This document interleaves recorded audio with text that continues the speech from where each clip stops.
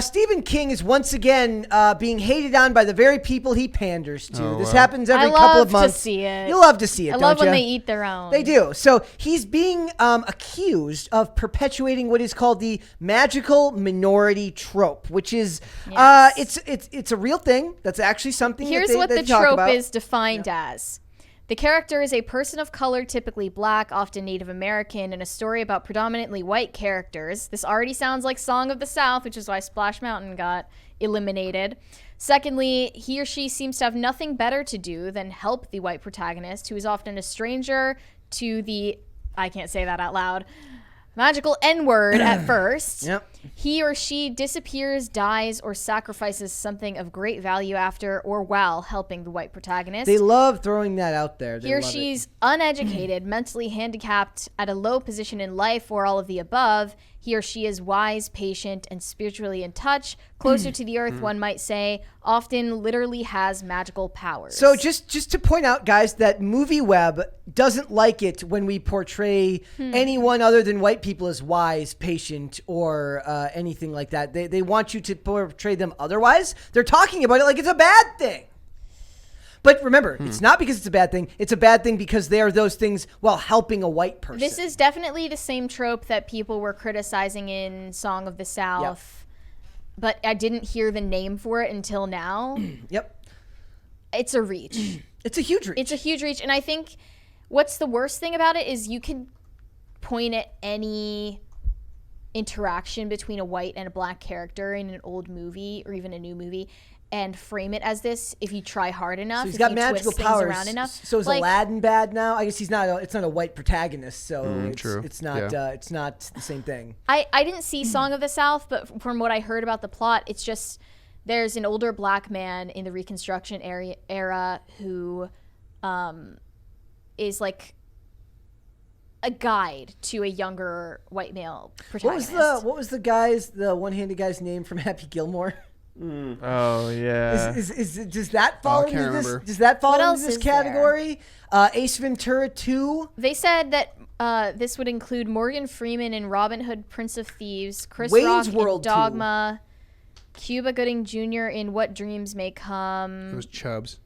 That was his name. Pardon me. Yes. Lawrence Fishburne in The Matrix. What's his name in Fishburne, Wayne's World? He was the main character. I think you could say well, Neo. It just shows how that meme with the guy holding the gun at the other guy. Whatever it is, it's racist. Yeah, whatever it is, whatever solution you have, I am upset. Do you know what the solution is? You know what they want? They want it to be that they don't want the white people as the main characters. They want you to swap them around. No, that's still a problem then. No, I don't think so. They want the white people relegated to the background characters where they don't matter. But what the problem is, when they portray white characters as the background characters, they portray them negatively, like I was talking about on Will Trent. All of the extra characters are morons or mentally, emotionally, or psychologically deficient, whereas in this, they're elevating those characters, the minority characters, in a way that actually pays homage to them. I just don't, either way, stop looking at everything through the lens of race. Like, actors are hired to perform a role. That's what it is. To the extent that the magical minority trope actually is or was a real thing in media, it was only ever because we were grappling with the differences between cultures that have ostensibly had to adapt and overcome their differences in America. To be able to it's a interact good thing. Together. Yep. It's a good thing that we use art to tackle those differences instead of doing it antagonistically or forcing one way over the other. I mean, think about like Salem and all of the artistic interpretations of Salem, and like the idea that these young white girls of a Puritan society were influenced by African voodoo to summon the devil. Yeah. Like to the extent that any of that was true or not, like all of its interpretations were, do you know? No, I mean there are a lot of theories, but like to the extent that those artistic interpretations of it after the fact ever use the magical minority stereotype against that, I forget what her name was, the but like the African woman in their community who was then put on trial. They were using these interpretations to grapple with that clash of cultures. Yeah. Right? Yeah. It like, represents a lot more than just that one interaction. Like, this is a good thing. If these tropes are things we can use as instruments to ultimately find unity with other cultures, they don't want unity. That doesn't erase them. They don't want unity. Then that's a good thing. But yeah, they don't want unity. They want more antagonism. And here's where they go into their critical theory approach to it, because they say, on the surface, use of the magical minority character may seem innocuous or even empowering to minorities. After all, these characters are always depicted in likable and helpful ways. Many famous magical minority characters often become fan favorites or end up being focal points in some ways. Well, isn't that a good thing? Yeah, it is, but that's not good enough. This may sometimes lead to breakthrough roles, and elevate the careers of actors who play them. The trope isn't also exclusively a male one. Think Alfre Woodard in Annabelle, for example. However, despite all of these positive angles to such characters, so let's throw the baby out with the bathwater, guys. You've got all of these reasons to do it. I'm going to give you a couple of really lame, pseudo-intellectual reasons not to do it, and because I am an emotional cudgel, will use my ideology as a weapon against you. Literally saying, let's ignore the positives. Yes, you will have to bend to my will. So it says, however, despite all of these positive angles to such characters, the problem is that their inclusion. Oh, what? Inclusion. I thought inclusion was a good thing. Yeah, you think so? Okay, let's continue. Inclusion, as a plot device, may also be seen as a subtle form of racism. Viewed from this angle, this trope suddenly appears to identify more as a discriminatory tool only because you're looking at it that way, you weirdo. Rather than an empowerment device, it often comes disguised in. So they're saying that it's a disguise. It's a way to creep in racism, but that's not true. It's just your weirdo perspective of the world that sees it that way. Right. Like, okay, here's where my gripe is. When I complain about the way that they talk about white characters now, I complain about it in the context that they do those characters a disservice and they make them stupid and they make them annoying or they make them less than the rest of the characters. What we're talking about here is characters that are elevated that you have to seek out reasons to be angry at. So aren't you doing the same thing, though? No, I'm not. Why not? Because I'm saying that when they do it, they make that character less than. They make them the butt of the joke. They make them the idiot. They talk down to them. It is always portrayed in a negative way. They are not talking about these characters this way. I feel like we're in a dumb cycle, though, where it's now we're pushing back. There's no nuance to that argument. I disagree. No, because it's like, dude, that's my whole point of like not reviewing everything through like a lens. Like Velma is bad because it's a bad show. Like I really I don't think the race swapping of the characters makes it Nobody a bad cares show. About the race swapping of the characters. But a lot of people say that Fred is the only white one and he's like the bimbo. Buffoon. He is a buffoon who is singled out constantly in that show. See, I don't for whatever reason, I don't get that. Like I didn't put two and two like, oh, he's the only white character and he's a buffoon. Like to me he's just the buffoon and he happens to be white. I mean, it's said out loud. They literally say that he's the white guy. Maybe it's like a bad example. I agree with Brett on this. I do care about the race swapping. I do think it's antagonistic and it's specifically anti-white. It's specifically because they want to steal a character that is white. Yeah.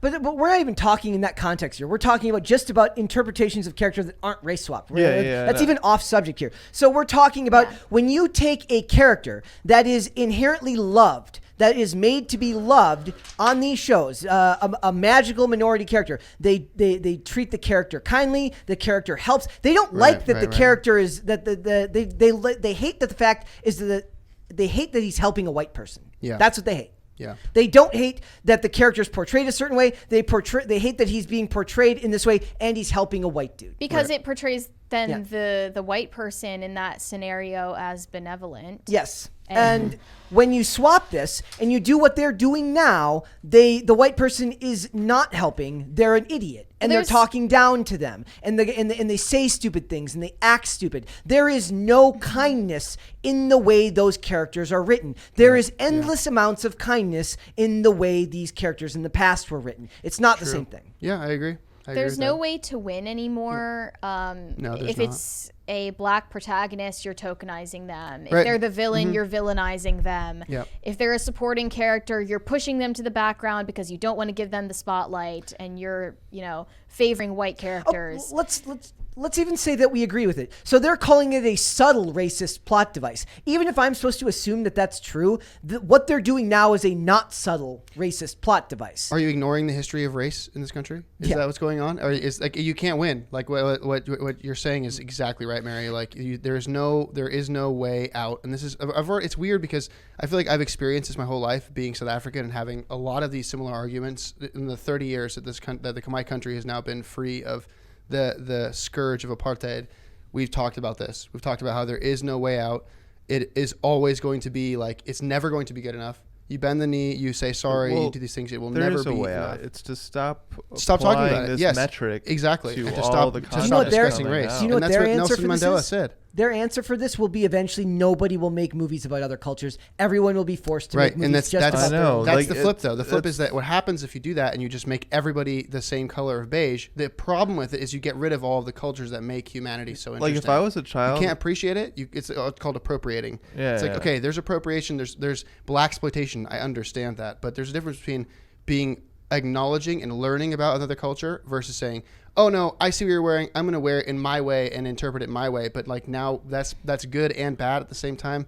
It's wild that like if you told me when I was a kid that there'd be a large portion of this country that was pro segregation, I'd be like, you shut up, man. I'm like, we had the civil rights movement. Right. And it's not Nazis. It's not like far right extremists that are pushing for it. It's Exactly. honestly people that aren't. I don't think that are edgelord that wannabe hateful. college kids. I totally, feel like my totally. goodwill has been spent. Yeah. True. Like, Yeah.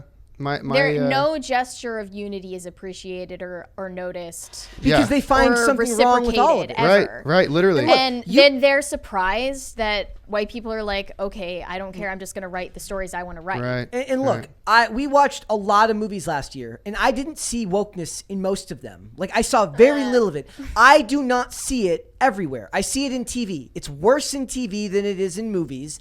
And in these cases, I feel like it's more blatant. It's like being nose blind, though. In what way?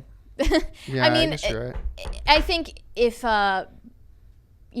Brett, same age in the 90s, watched current day films, then he'd be noticing it. You've become like nose blind to sniffing out the wokeness in movies. But yes, it's more extreme in TV. Because it's lower stakes when you are pitching a TV show that's going to get discontinued in its second season anyway. They don't have as much time to do like the stuff in TV's worse. It's in the dialogue. In the movies, it's more subtle. It's in the casting. It's in certain choices. But in the TV shows, it's in this really clunky, over the top dialogue, and it's in the characterization. Like I said, I believe that Wakanda Forever was just like that. That's there was the like see and even then I took the what's her I'm name done accepting the subtle racism against white people. When Okoye says it's not okay. When Okoye calls it's not funny. When Okoye calls him colonizer and she says so lovingly in her joyous tone, like I don't know why that one doesn't bother me. I get it. I'm not saying that I'm fairly interpreting this. That was funny to me too, and because it was a movie. It's because you don't go around calling white people colonizers. Like People it's do. an absurd thing to do. Because you're living vicariously People through do that, these though. overpowered characters. What I'm just saying, it's just an absurd thing to do. People do that, though. That's the comedy I've been behind called it. That was the secret behind the joke. It's also hard. I know you said you have, but I'm just saying like it's normal people wouldn't go around doing that. Like it's an attack on some other. The better argument you could make for that is thought. he's literally a government. He's literally works for the government, so it and may is not just helping be, them. Yeah. It's essentially the reverse of the trope that we're talking about, the magical minority. In that film, he's the magical what minority. What is his anyway. name? Martin. Yeah, Martin Sheen. Martin Sheen. Well, no. But here's the thing. No. With white, what I have seen is though with like white characters now, even if you are woke like that character was, and like totally acknowledge it, like of all this country's sins and past and everything, you're still evil.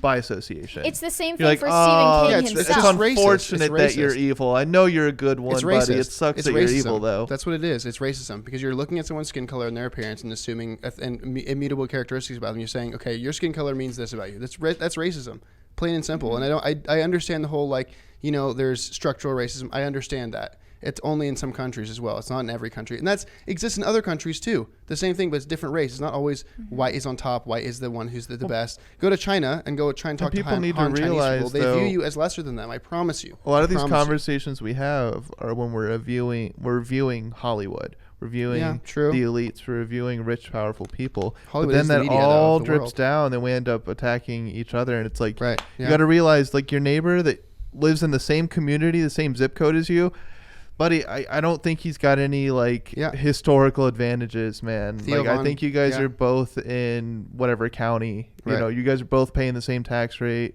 Right. Like Same you're in rent. Yeah. Exactly. Theo Von Like you're talks about shopping at this. the same grocery stores. Well- And it's like, but that's where the conflict ends up happening. When and it's Stephen like, King ends up getting attacked on these terms, I like it because hard for me to care. He is someone True. who True. he True. lashes out at the people who don't uphold these standards, but at the same time his own art doesn't uphold these standards Yeah. of like the new racism, the new homophobia. Like he and also bears mentioning the pedophilia that he includes in his books. It's a He bit doesn't get much. backlash for that, but he gets backlash well, for that's what I was saying earlier with the this. the Yeah. 50-year-olds dating like children back in the day. Like that was normalized. Writing absurd, creepy stuff in your books To a degree. was normalized. It's just like, oh yeah, that's People it's often not for paint. They children. often one thing I really dislike, which shows how uninformed people are about history, is they say, oh, well, back in Greece and Rome, pedophilia and pederasty were normalized. They were not. Neither was homosexuality. It was viewed upon very distastefully by many of the great writers. That people will often say, oh, they viewed it as great. It's not true. Go and look at what they say about it. I guarantee you, it's not. And I have no problem with people being gay at all. I have many gay friends in my life. It's not the point. The point is that people take what they want and like cherry pick the information and say, this is what is the narrative. They create their own narrative just as much as anybody. You know, it's narrative manipulation. It's not exactly true. And It's the destruction of love and art to me. Like to Yeah, take I movies, agree. the examples they give for Stephen King, they reference Shawshank Redemption and The Green Mile. These are Great movies. movies. That people love, that people Yeah. adore, that will go down in history. I believe at least one of those is in Shawshank Redemption well, example and is one could- ridiculous. One Yeah, could it doesn't- it argue makes that it these makes no sense. characters It's insane to me. are the star. Yeah. Not some magical side character. I Like, remember people equate Michael screen Clark time Duncan to star. from The Green Mile. I do not remember Tom Hanks. I remember Right, Michael true. Clark Duncan far Right. more. True. Yeah, because they're the Um, stars of the movie. Like, and look, True. it speaks more to their perspective of the world that they go into Right. something that was made joyously with the desire to entertain people, Right. with a message for people Facts, to take, dude. and what they take from it is something of hatred, bigotry, and racism. Right. That says more about their view of the world than Yep. everyone else's. Yep. Thanks for watching. Listen to full episodes of Pop Culture Crisis on Spotify. Keep up with us on social media and make sure you subscribe and ring that bell so you never miss the show. Bye, guys.